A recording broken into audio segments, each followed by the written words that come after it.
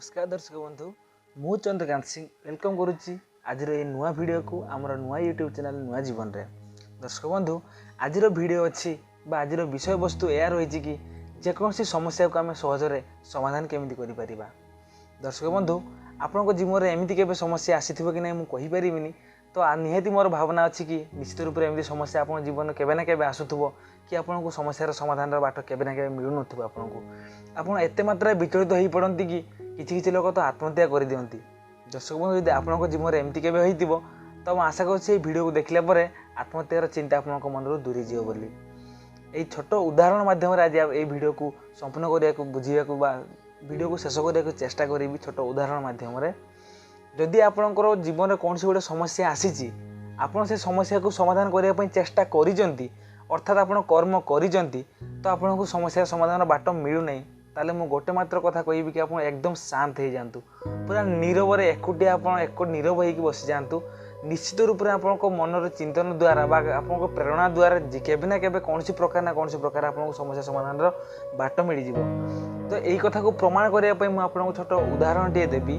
जदि आपण गाँव में केबे आप लक्ष्य करेंगे कौन सी छोट गड़िया हो पोखरी हो केबे ना केबे माछ धरा हो आप लक्ष्य करते से पानी संपूर्ण रूप से गुलिया थाए, एकदम नष्ट होता है, पानी खराब हो जाता है। पानी को आप जब चहलेबे जिते हलचल करेंगे जिते आप पानी को घाटे पानी से अपरिष्कार से गंदगी हो किंतु पुणी किसी घंटा पर किसी समय पर आप सही पानी को पुणी थोड़ा लक्ष्य करेंगे ऊपर पानी एकदम सफा थी सबुतक गुड़िया अड़िया आवर्जना तले बसी जाता है। तो यही छोट दृश्य आम कौन शिखिलु आम तो आम जीवन में जदि एमती किसी समस्या आसूची आमको बुझा हम जे किसी ना कि केबे ना केबे आम द्वारा भूल होदी आप कौन से गोटे बिलर आप कौन से गोटे मंजी पतिबेनी ताले से गछ उठा असंभव।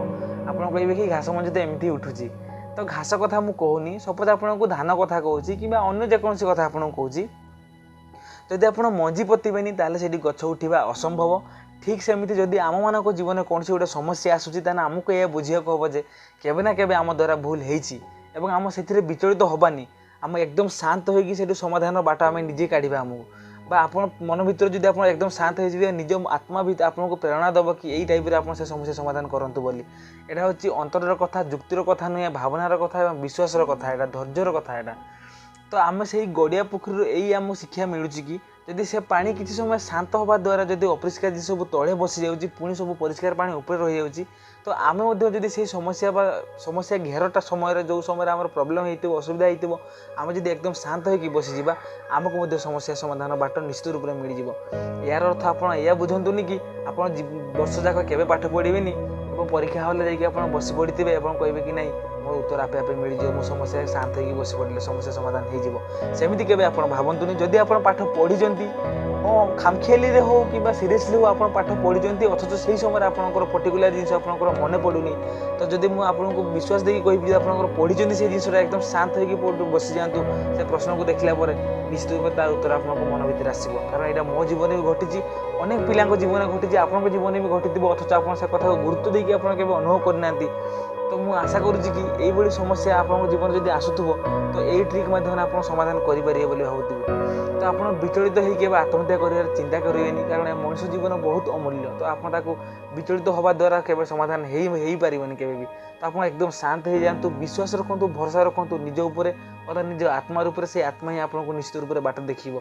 जदि भी आप ईश्वर प्रेमी था भगवान उपर विश्वास करें तो जीवन आपंकर पूरा एकदम शांत एकदम सुंदर हो पूरा जीवनटा। तो आपंकर छोट हिसाब से मुझे ये अनुरोध करी कि यही छोट वीडियो जब आपको निश्चित रूप से भल लगी यही ट्रिक जब आपको निश्चित रूप से भल लगी तो वीडियो को निश्चित रूप से लाइक गुटे देवे, कमेंट रे निजर मतामत देवे। जदि आउ अन्य कौन प्रकार आप जीवन जानने चाहूवे तो निश्चित रूप से मो सहित शेयर करेंगे, मुझे निजे जानी मुझे जहाँ भी शिखुची जहाँ भी जानूँ आप सहित शेयर करने चेष्टा करुँची। चैनल माध्यम चैनल टी सब्सक्राइब करेंगे। नमस्कार।